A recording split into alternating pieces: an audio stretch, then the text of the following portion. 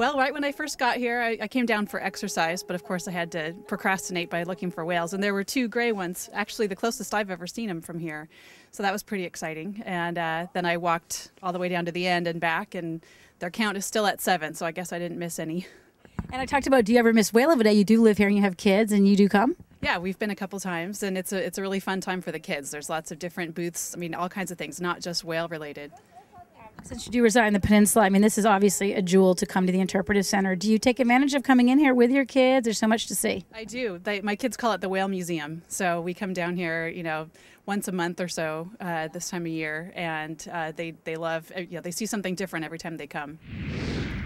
Hello everyone, I'm Liz Brown Swanson. Welcome to Community Connection on Location. We have a whale of a show to bring you today because right now we are here at the Point Vicente Interpretive Center. It is a gorgeous day and we are right now celebrating whale watch season, and there's not a better way to celebrate whale watch season than by coming down here to the Interpretive Center the first weekend of March for the annual Whale of a Day celebration. Every year the city co-sponsors Whale of a Day to celebrate the migration of the whale, and joining us now with all the details of Whale of a Day, I'm excited to introduce Mona Dill with Parks and Recreation Department in the city of Rancho Palos Verdes. Thanks for being here, and I know you've been part of Whale of a Day for a while. You get very excited at this point, I'm sure, as it's coming up. How's it going preparing for Whale of a Day? Well, Whale of a Day is an absolute pleasure every year, Liz. It's a fun event to plan for, and there's not a bit of it that feels like work, because it's a pleasure to be part of the community in this great event celebrating the California gray whale. It's always the first Saturday of March, so mark your calendars, March 7th. You co-sponsor Whale of a Day, the city does, with Los Serranos, which is the docent group right here at Point Vicente. Talk about that, how you work together and how that all comes about. This is really a great community cooperative event. The Los Serranos de Point Vicente is a volunteer group that sponsors exhibits. They do fundraising for us. They lead tours for us. They lead hikes. They assist us with a lot of our educational programs, and they're very involved in the community and the local schools, and they're the lifeblood of this event. And of course, right here at the Interpretive Center, they are the docents that take you through. And how is it going here at the Interpretive Center? There's so much here. It is such a jewel for the community. We've seen it grow. And this really is a local special place that everybody really needs to come down and see if they have not been here before. There's treasures about our geology, about our wildflowers. We have a native plant garden out here. And this is like one of the premier whale watch locations on the entire coast of California, because there's not many places that the whales come this close and you can see the whales from land. So it's a really special place in many, many ways. And this is absolutely a gorgeous day to be out here. I mean, it doesn't get any better than this. We've got the whale counters behind us. We're going to meet up with them a little bit later on the show to see how that whale count is going. Of course, every year people come out and they volunteer. It's what, December through March whale watch season is the set time? It goes all the way till May. Oh wow, so it does extend on to that. Correct. And the idea is when people are coming out here to count the whales is just to see what's going on with the population. We're going to talk to them about the trends. You yourself, you said you were trained too back in the day, right? At the Back Cabrillo. in the day, that's how I got myself through college. I did my internship at Cabrillo, and so that was a great way to start off my recreation career. All right, let's talk more about Whale of a Day. Every year, I know I've been coming for years with my family. It is really a day for the whole family to come out, and it seems to get bigger and better. Kind of go through a play-by-play for our viewers out there that have never been here for Whale of a Day, what they can expect, and some of the highlights. Well, since it's such a popular event, the first thing that the community members will be doing will be going to City Hall, because that's where our parking is located.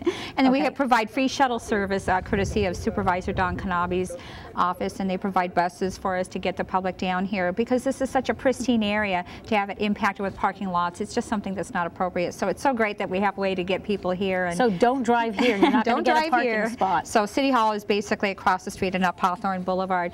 So the first thing that people will encounter, which is co-sponsored also by the U.S. Coast Guard, we have the lighthouse over there, and the Coast Guard will be having lots of different activities and displays, and they'll have some giveaways available. And something that's really special is a tour of the lighthouse. So quite often, you know, you look at it all the time, but this is your chance to go up there and take a look and see if there's really a ghost in there. Well, that's the rumor going around. So yeah, it is fabulous, because really, how does I think that the lighthouse, they give a tour once a month. Is that right? That's correct. To the public.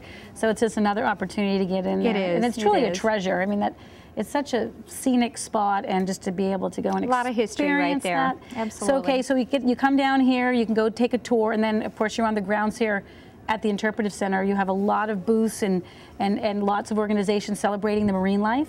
We do. And that's what the event really is about.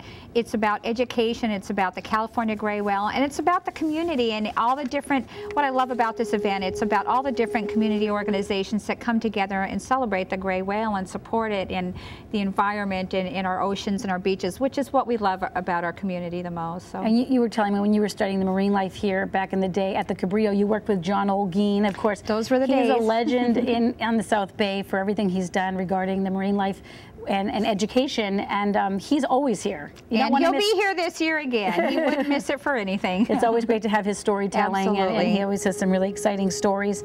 And also, of course, are you going to be having, who's coming as far as? Well, this year we have up to 20 different organizations. We do have a great organization called Windows on Our Waters, and they have a really interesting display that's basically a trailer that shows when you throw trash into the water or into the environment, how it ends up into the ocean. And at the end of this trailer, it has a little tide pool tank there. So it's an opportunity to see how something you may do that will really impact the environment and where it can end up in our oceans. So that's one of our highlights that we do every year. Right. How about for you? You said you've been, and I know this is the 25th annual Whale of a Day celebration. What are some of the events that you most look forward to during the day that you think you don't want to miss?